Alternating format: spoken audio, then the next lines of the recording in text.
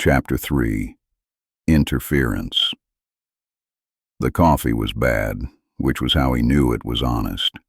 He stared at the cup like it had personally offended him, which it had, and took a cautious sip anyway. It tasted burned, bitter, and faintly resentful.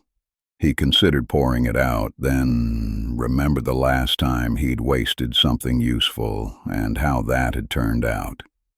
He drank it. The radio murmured behind him, low and restless. No voices yet. Just static breathing through the speaker like it was thinking about saying something it might regret. He checked the clock. 5 minutes early. He'd always been punctual.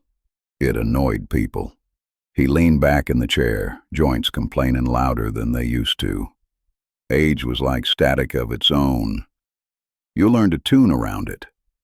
But it was always there, hissing underneath everything. He smiled despite himself.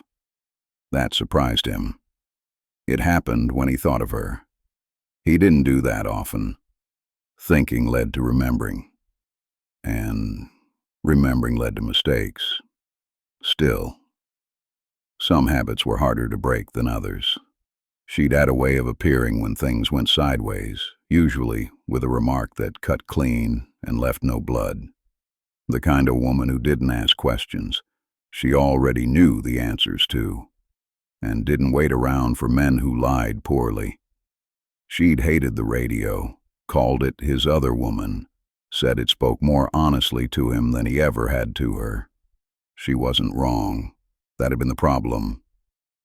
He wondered, not for the first time, if she was still alive, or worse, happy. The clock ticked, the radio hissed. "Come on," he muttered to no one in particular. "I didn't put on a clean shirt for nothing." Right on time, the signal sharpened, numbers again, different sequence, same voice. Calm as a man reading weather reports while cities burned. He wrote them down, hand steady, handwriting still neat enough to pass for discipline. When it ended, there was a pause, longer than usual. Then a voice slipped through that didn't belong.